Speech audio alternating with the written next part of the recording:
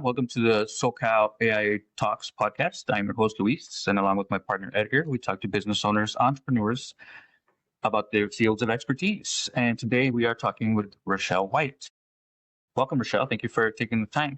Thank you. Thank you guys for having me. So, Rochelle, you founded ExhilaFit over 12 years ago. You guys offer all kinds of services, fitness, yoga. Would you mind telling us a little bit about that journey and how that came to be? Yeah. I actually began my yoga journey in Pennsylvania. And at that time, I was just a practitioner. And that's important because I was in the field. I had a behavioral health degree. I was a psychotherapist. I did a lot of counseling before that. And that's on my undergrad level, right? But what happened was I started getting burnt out and I realized that Western medicine alone just wasn't for me per se. And I also noticed that I really had to go beyond my education in school in order to really help people. Right. And that led me to have to, first off, deal with my own burnout, and being able to show up and work with people in the best capacity possible is really important for any kind of healthcare provider, anybody in the field of psychology, even yoga practitioners or meditation practitioners, to have some kind of outlet for themselves to be successful, right? Because we're taking in a lot of people's pain and their traumas, and, we're like that sounding board. So I found yoga out of that. But in Pennsylvania, I didn't know how to teach. And it wasn't until I came to New York that I decided that I wanted to become a teacher, and a yoga teacher. And it was really only part of what I wanted to do. By the time I came to New York, I did get my MBA. Entrepreneurship for me is very healing. I think that is powerful, and is a tool for so many people to get beyond their circumstances, especially because of that background that I have in behavioral health and what I've seen there and what I've experienced in my own life. But then also that freedom and that liberation that came. And I'm a single mom. So I really wanted to be a part of my daughter's life in a different way, right? So I was like, entrepreneurship is giving me that. And what do I want to do? At the time, I didn't see art as just this viable way to go in. Like, I just didn't have that vision. I like art, but at that time, coming to New York, single mother, my daughter's 8 years old, I really just couldn't go into that direction, right? And my degree is not even in art. So for the most part, I was like, I'm creative in other ways. And it wasn't my first business, right? It wasn't my first rodeo. So I started to, do the things that I needed to do, which was get my EIN, get set up with my business certificate. I just started navigating the path in New York to conduct my business legally with the least amount of money. I was just a sole prop. I figured it out along the way. I mean, I always knew certain practices because of my MBA about keeping funds separate and things like that, that I was like, I knew how to do these practices right, because I really believe that integrity is really big in any business, right? If you have really good business practices, you do become rewarded. And it takes a lot of knowledge in order to be successful about your books. And when I say books, like your accounting books, like really understanding how the income is flowing in and flowing out. And because I really couldn't lose, being, like I said, I was a single mom, right? I didn't have the capacity to lose in this. Like it is make or break it in a way in which it was like, I need to really like dot all my I's and cross all my T's. And that was just it. And I also didn't want to work for nobody else. So I do, in some capacities, work for other people, but like in the hospitality industry, things where it's very flexible, where I use my brain powers like in my own business, right? And that's just what I did. And it was rewarding and it paid off. And things is like started to grow organically and naturally. And really just meeting people that I would never expect that would support me, like talking to people on the train or people from, my past that were friends, and they'd be like, hey, I got this opportunity. Again, that comes back to like relationships and integrity and being friendly and being open to meeting people, because, you can't really run a business isolated. It doesn't work like that. Right. And socially, I need to have connections, and those connections, because I'm like sharing what I do, the people are like willing to want to help me. People are willing to want to buy into me and invest into me. They're willing to give me a chance. So I end up getting opportunities that I just can't turn down. And whether they're, in a whole nother part of New York, if it's an opportunity, I can't say no to it. I need to figure out how to do it. And that's how my business began to expand, where I hired subcontractors to help me to do the work so that we could fulfill the contracts. And I have with those clients, I stayed with those clients for 7, 8 years until those clients are like no longer here. Yeah. And a lot of my instructors would stay with me for 4 or 5 years. And in the industry where people can, kind of fluctuate and flow wherever they want to flow, I feel like that was a really big success. And I was able to give raises, and my starting rate was pretty good, all Nice. things considered, right? It's like I'm coming from, basically my brain power and just really having to say yes to just about everything and just figuring it out along the way. And that's where ExhilaFit was born in New York, right? And like, again, I want to just say I have a background in terms of like a history in business. So I had some understanding coming into like what I was kind of getting myself into. So I don't want to make it like, make or break it. Everybody just leave your job tomorrow. It's like, understanding the industry that you want to get into, understanding the way it works, understanding the laws of that industry, and things like that are like really important for success. You don't need a lot, but you do want to like have some understanding per se. And Yeah. that's what I did. So as far as MAP goes, MAP curriculum, it merges meditation with creative healing. How do you think that's been received in schools or corporate settings? So it's actually been received so well. Right now, it started out in a charter school, and I was teaching teachers meditation. And I also had to create the curriculum as well for the students, right? Because it wasn't that I like came up with mindful based stress reduction. I didn't, like, not at all. But I adapted that version to be practical. And I integrated lots of my knowledge as a therapist at one time, as a counselor, my own healing journey, my dealing with my own traumas, my own pains, becoming a victor in my own life. Also, just in general, being an artist and understanding the necessity for hands-on learning, and trying to figure out how to merge, faculty with students, how to bridge that language with something that was so foreign. This is in 2019, right? So this is before COVID. And when I say it was foreign, it's like meditation. People think like you have to be on a mountaintop or something, and you need 5 hours to just dedicate. And that's just not how it is, right? So it was like, how do I teach people this amazing, amazing tool? But I had to adapt it, and I had to go beyond what was being shown. And I really worked at it for about 5 years. But in the meantime, I had implemented it. I didn't just work on something and then not implement it. I began to work with students, and I can't say the client's name, but I work with kids that are perhaps they're going into foster care, perhaps they're going back home. It's very transient. So there's a lot there to be said, because there's a lot of other things on my students' minds. And I work from nursery all the way up to teenagers, right?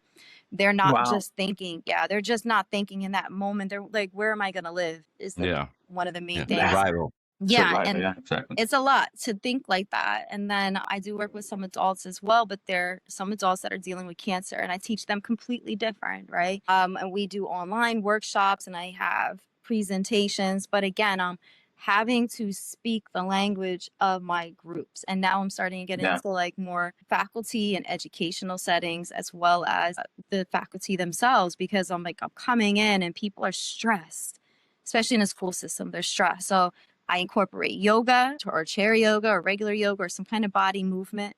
And then I also incorporate the breath work. And if I can, it depends on the group, it's going to be an art project, or it might be a writing project. And then I created journals and workbooks to go along with the curriculum, bringing everything together. And I also had this idea of like being a hero of your own stories. It's really about those that I teach becoming their own victors, right? Like showing them I that love that's that. coming from within. Yeah.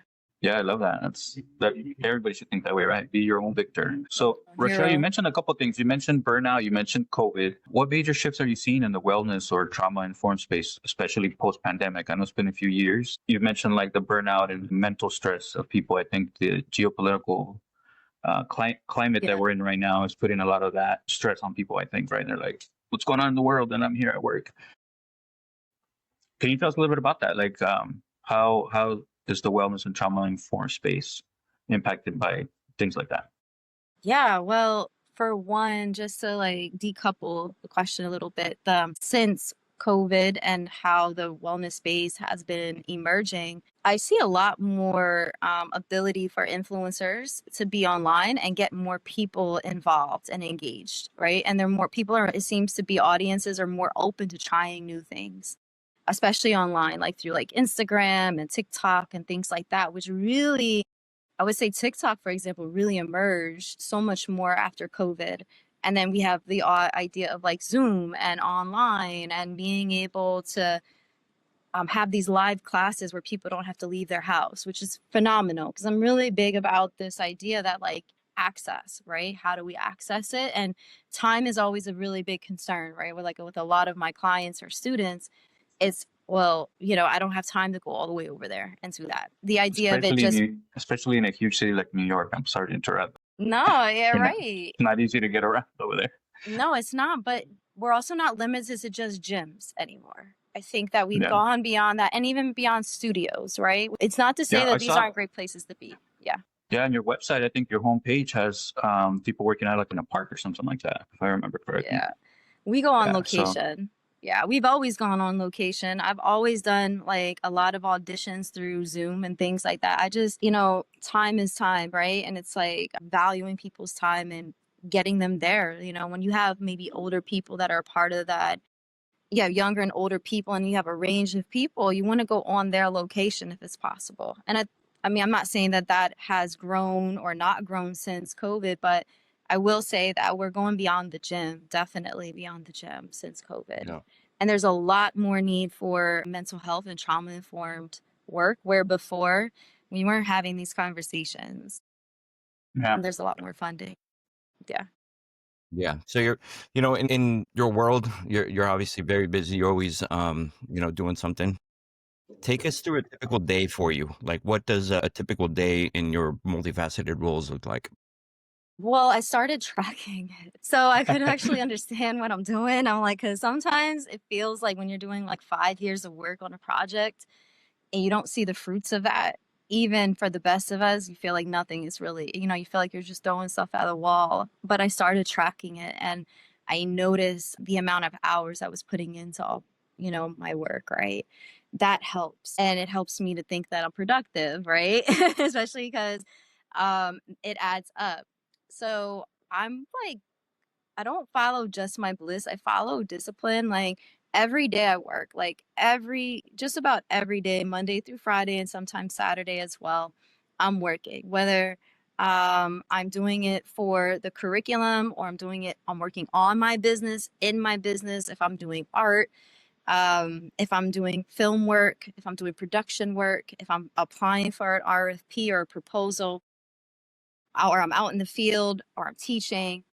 Every day there's something that needs to be done. So like I don't wake up any day and just be like, I'm just not going to do nothing. What I do sometimes is I spend maybe an hour or 2 hours, doing a run. I do my yoga. I do my stretching that day if I feel like it. I do like my self-care regime first thing in the morning. Then the Some sort rest of of disconnecting, right? yeah, because I'm first. Like I'm prioritizing myself first because my business can't run without me. And that's You need to just feel what a it workout. is. Yeah. So, Rochelle, you sound like a very, very busy person. And, Yes. have you explored any tech tools that may be able to take some of those tasks off your plate, like AI tools? I mean, do you use ChatGPT or anything like that in your I current setting? I like Claude. So I like Claude. The thing for me about Nice. AI is that it's a collaborator. It don't think for me. And there's a Right. really big And I know difference. Yeah. it's a very big, or it's a controversial thing when it comes to art, right? Well, I don't use it for my And art. no, exactly, and that's where I Yeah. was going, right? You being an artist, yeah, you being an artist, I'm sure you're on that side of the spectrum where it's like, what was the Japanese animator that just said it was like really bad, that he would never use it? I'm sorry, I can't remember his name, but Yeah. anyway, yeah, I kind of agree with artists, right? Because generative AI it can never replace that human creativity, I think. I think it could be a brainstorming tool for somebody, but it doesn't replace like the fact that you need skills and talent for something to feel authentic. And I think that you see that with the art, that it seems empty. That doesn't mean like that there aren't uses for chat GPT. I don't use chat GPT because I feel like there's privacy concerns there. But some of these, they're, similar in the way for your audience to understand. There are a lot of useful things that can be done, like especially as a business owner. I just think that it can be like an administrative assistant. It can be a copy editor to a point, but you still need human eyes. Like I just copy edited my book and I spent a significant amount of money on my copy editor, but I also had the help of Claude to go through and help me, because I do deal with a little bit of dyslexia, to help me in terms of being able to get like my grammar right and things like that. But it's not writing for me. And at the end of the day, the last Passover, and I probably passed over it myself, is an actual human being. It's human in the loop is what they call it in AI. And you're supposed to have some ethics and stuff around that. But AI can be really amazing in almost being like a scientist and helping you think beyond your regular capacity, and asking it, the right prompts and stuff like that can open up your mind to new thought. You have something quick that you can bounce your ideas. Well, how do you think this is going to work? Well, what if I tweak it like this? And you're back and forth with your system, almost like there's a person in the room with you. I feel like that can be really dope, right? But if it's somebody you're trying to make a living off of creating something that you don't really have the talent and skills for, I'd want to say like this: I think that that's a sad thing, because you could be a lot more happier and fulfilled in utilizing that technology to help you support what truly is part of your purpose, rather than trying to come into like an art world or something else that maybe you're not really supposed to be doing. If you're just trying it for money or something, like, I just think that it's going to be unfulfilling anyway. You might get a couple of successes, but I don't think that people are going to gravitate to that respectability. And if there's any awards to be won and things like that, you're going to have people contest it. No, I absolutely agree. It's a great brainstorming tool. A lot of times, like, I didn't, you're chatting with it. I'm like, oh, I didn't think of that. But yeah, another point you mentioned, is having like an AI assistant and stuff like that. That's I think where a lot of people are headed now, is building those AI agents that can do mindless tasks for you. Yeah, but there's like limits to it. I think that we have to have more ethical. It's a wild, wild west. I think we have to have some ethics. It is right now. Yeah, definitely some ethics behind it, and also integrity, in terms of like, what about human beings and the power of human thought? And just, there's certain things that just don't come from AI alone, and like, let it be a friend. But once we try to start replacing human beings, it's frustrating, especially if you've ever been on the other end of those calls and you're trying to get somebody on the line, or you have something that's acting like they're human and they're not. That's not integrity. You feel insulted. You don't want to maybe deal with that system. You should give people the ability and options to be able to make that decision for themselves, not forcing it onto them, because now there's going to be a disdain for those that feel like they're being forced into it. Like, where they want to work, they want to work with an app, or they want to download something and they can't get customer service from a real human being, things like that. I couldn't help to think, when you were describing that scenario, I couldn't help to think when you call an IVR and you're trying to talk to someone and you start hitting 0000, because you're I just want to gonna talk to an agent. yeah. So totally understandable for sure. Yeah. So Rochelle, what's working well for you right now, as far as like any feedback from the schools or like community partners, anything specific that stands out that's working well for you? And then right along the same lines, what's not working well? Like, what's where are you hitting bumps? Is it maybe with scaling content or anything like that?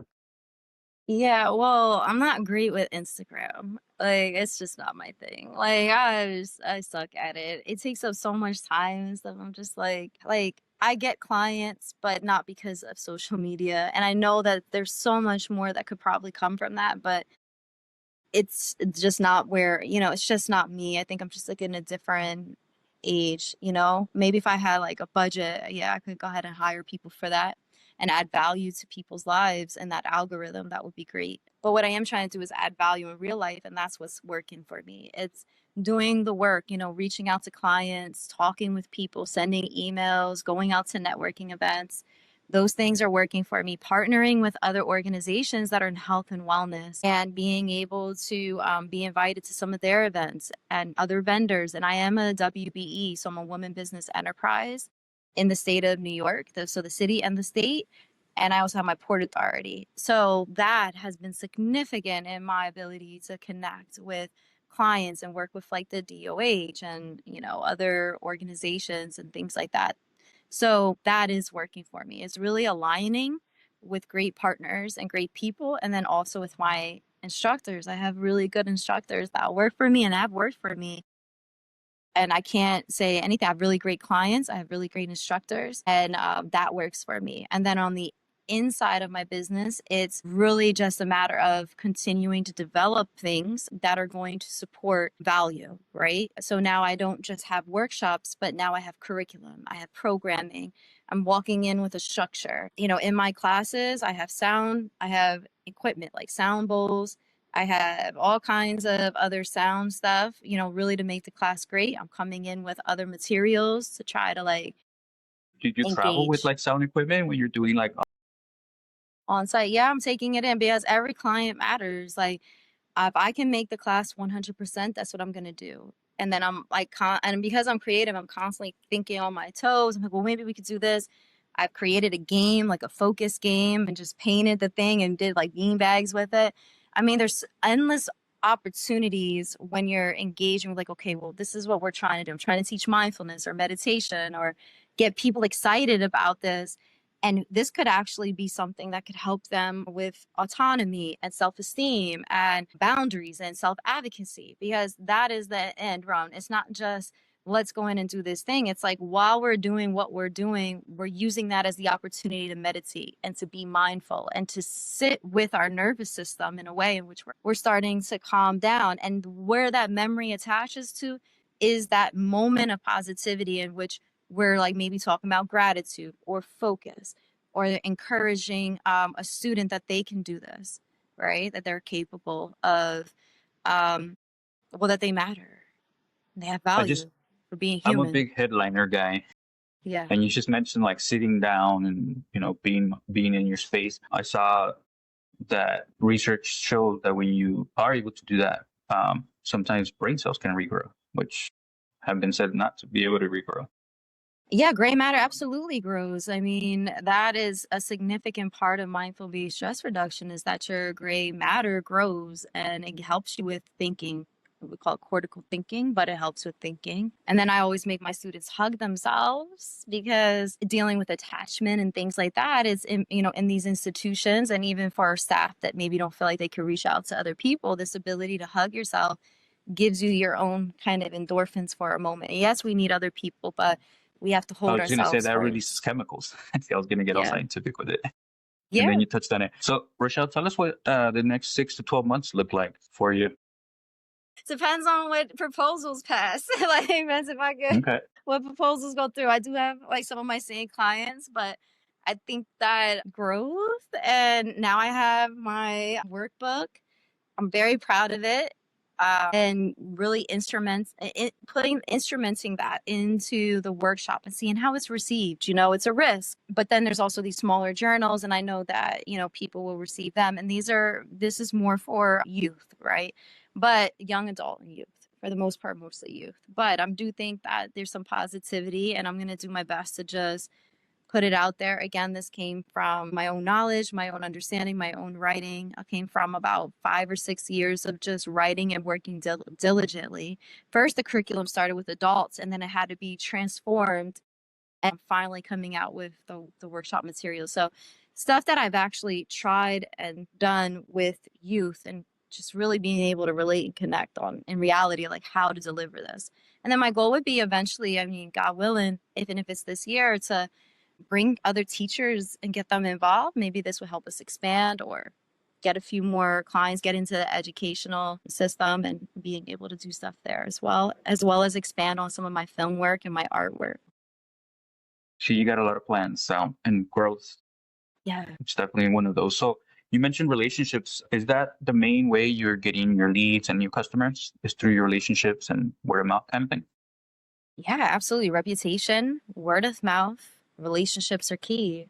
There's just no way around it. And it feels good to have some people that are becoming more like partners, because I don't feel isolated and alone. It's okay to share. It's okay to share in the goodness. It's okay to share in the good things that we're doing, because we help each other, and then, it works out better like that. Yeah. learn Yeah. the good and the bad, right? You learn what went well, what didn't. Well, Rochelle, just so you know a little bit about us, what we do is we help founders like yourself. We help implement some lightweight AI solutions, AI automations, sometimes having to do with like journaling prompts, custom gentle reminders, tracking dashboards, kind of that kind of stuff, right? So, we thank you very much for your time. This has been great and really insightful, a lot of richness there. Just so you know, what's going to happen next is after our recording, we're going to run this transcript through our AI studio, and it's going to highlight any insights, any resource ideas that might come up, and we're going to send you the analysis completely free as a thank you for taking your time today and joining us and talking to you about your business. So, Thank that's you. what'll happen next. Before we go, though, we want to give you an opportunity to let our viewers know where they can reach out to you. If there's a specific website, or how Yeah. people can contact you. Sure. Yeah. So I have two websites, ExhilaFit, which is my business. And then I also have IamRochelle.com, which is my professional. This will give you my business as well as the art and the film and so forth that I'm doing. And then on Instagram is ExhilaFit, at ExhilaFit.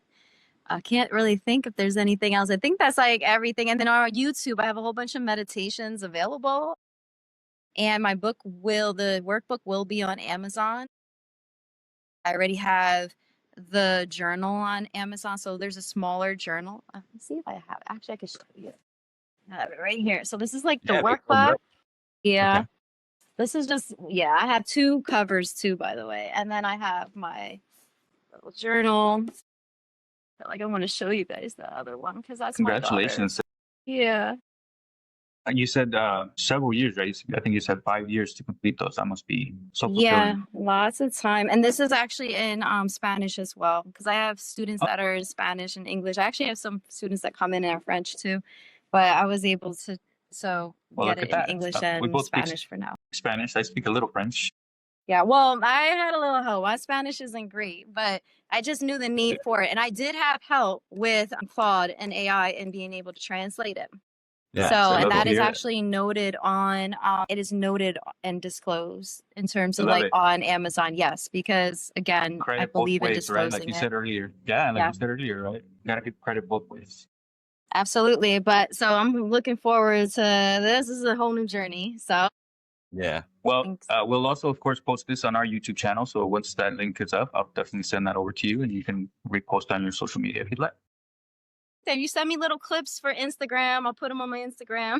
Yeah, we have our studio here generates shorts, so I'll definitely share those with you as well. Yeah. That would be a wonderful. Thank you so much. No, thank you for taking the time again. We really appreciate it. All right. Thank you so much. And